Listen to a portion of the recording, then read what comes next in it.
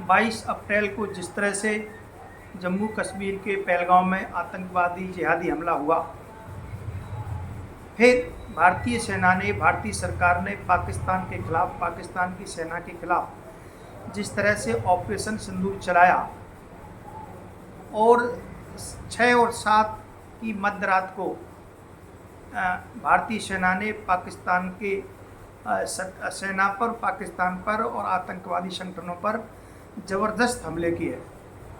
इसी बीच एक खबर आई कि अमेरिका के राष्ट्रपति के मध्यस्थता से यह ऑपरेशन सिंदूर रोक दिया गया, लेकिन भारतीय सरकार ने और भारतीय प्रधानमंत्री ने स्पष्ट कह दिया कि ऑपरेशन सिंदूर पर हमारी अमेरिका के राष्ट्रपति से किसी प्रकार की कोई बातचीत नहीं हुई, या हम दूसरे शब्दों में कहें कि डोनाल्ड ट्रंप के मध्यस्थता के कारण ऑपरेशन सिंदूर को रोका गया। ऐसा कुछ नहीं हुआ। फिर अमेरिका की तरफ से बयान आया कि हमने इस युद्ध को रोकने के लिए हमने भारत और पाकिस्तान की मदद की। मेरे मित्रों, साथियों, भारत ने मदद कम मांगी, मदद का कोई प्रश्न ही नहीं उठता। तो मदद यदि मांगी होगी, सहयोग मांगा होगा, तो पाकिस्तान ने मांगा होगा, वहाँ की सेना ने मांगा होगा, सरकार ने मांगा होगा। भारत की सरकार ने, भारत की सेना ने किसी प्रकार का डोनाल्ड ट्रंप से या अमेरिका से किसी प्रकार का ऑपरेशन सिंदूर को रोकने के लिए युद्ध विराम का कोई मध्यस्थता का प्रस्ताव नहीं रखा, और ना ही भारत की सरकार ने इस मध्यस्थता को स्वीकार किया है। अभी कल आपने सुना होगा कि पश्चिम बंगाल और बिहार के दौरे पर जिस प्रकार से प्रधानमंत्री जी ने साफ कर दिया कि हमने अमेरिका के मध्यस्थता को खारिज कर दिया और हमारा ऑपरेशन सिंदूर जारी है। यदि पाकिस्तान किसी प्रकार का हमला करता है तो हमारा ऑपरेशन अभी रुका नहीं है, लेकिन यदि वो किसी प्रकार का आतंकी हमला करते हैं तो ऑपरेशन सिंदूर जारी रहेगा। तो भारतीय प्रधानमंत्री, भारतीय सरकार ने, भारतीय सेना ने ट्रंप के मध्यस्थता को या ट्रंप के भारत और पाकिस्तान के युद्ध विराम को पूरी तरह से खारिज कर दिया है।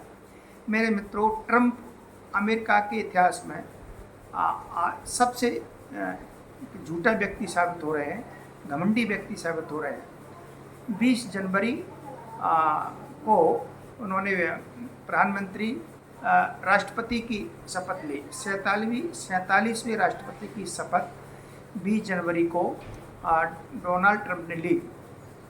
तो तब से लेकर के आज तक उनका कोई ऐसा बयान नहीं आया, ऐसा कोई काम उन्होंने नहीं किया जो अमेरिका के लिए या अमेरिका की जनता के लिए कुछ अच्छा हो।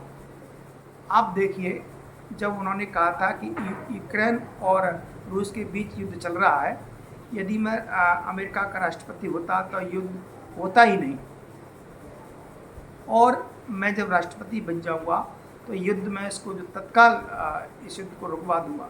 लेकिन इन्होंने यूक्रेन के राष्ट्रपति को बुला करके और अपने यहाँ और वहाँ के राष्ट्रपति की पूरी तरह से बेइज्जती किया, उसका अपमान किया, उनका अपमान किया और वहाँ से उनको भगा दिया। ऐसे ही उन्होंने अपने वक्तव्य में कहा, वो जैसे ही अमेरिका के राष्ट्रपति बने, उन्होंने कहा कि कनाडा को अमेरिका का 51वां राष्ट्र प्रांत बन जाना चाहिए। कनाडा जबकि एक संप्रभु राष्ट्र है, उसकी एक निश्चित सीमा है, उसकी एक सरकार है, उसका एक भूभाग है, वहाँ एक शासन है। तो आप कैसे किसी राष्ट्र के प्रति कह सकते हैं कि हमारे राष्ट्र का आप हिस्सा बन जाइए, हमारे देश का एक प्रांत बन जाइए, सूबा बन जाइए, स्टेट बन जाइए। तो अमेरिका के राष्ट्रपति का बयान, मुझे लग रहा है उनका मानसिक संतुलन ठीक नहीं है।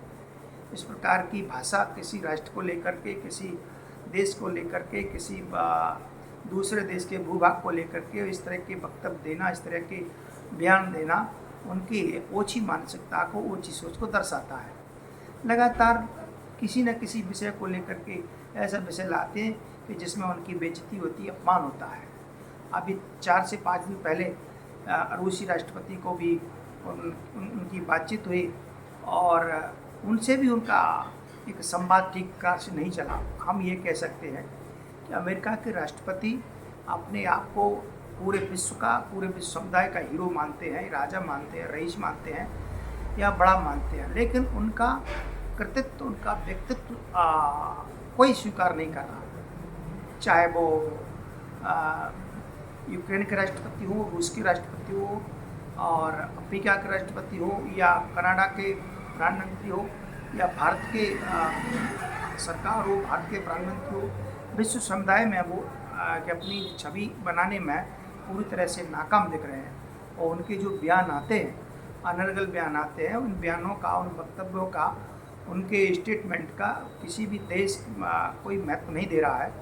तो हम ये कह सकते हैं कि अमेरिका के इतिहास में भी लगभग 47 राष्ट्रपति ट्रंप तक बने हैं। उनमें अगर कोई सबसे कमज़ोर और निकम्मा राष्ट्रपति इस समय दिख रहा है तो डोनाल्ड ट्रंप दिख रहे हैं, जिनकी विश्व पटल पर कोई धाक नहीं है, कोई छवि नहीं है, और वो टैरिफ को लेकर भी धमकी देते रहते हैं। तो उनकी धमकी, उनके बयान, उनके वक्तव्य पूरे विश्व में एक मजाक बनकर रह गए हैं, और उनके बयानों को, उनकी टिप्पणियों को, उनके स्टेटमेंट को कोई गंभीरता से नहीं ले रहा है।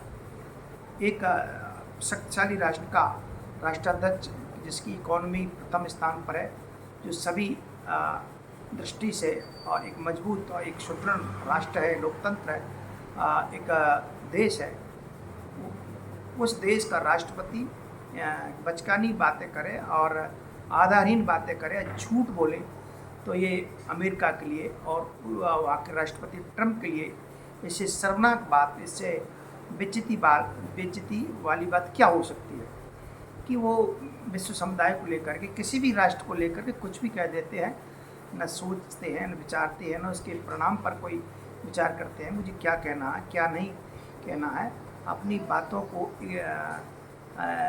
चाहे जैसे कह देना, जिनका कोई औचित्य नहीं है, जिनका कोई आधार नहीं है। तो आज के विषय में इतना ही। कल किसी विषय को लेकर के मैं आपके सामने उपस्थित होऊंगा। तब तक के लिए आप सभी को प्रणाम। जय हिंद, जय भारत।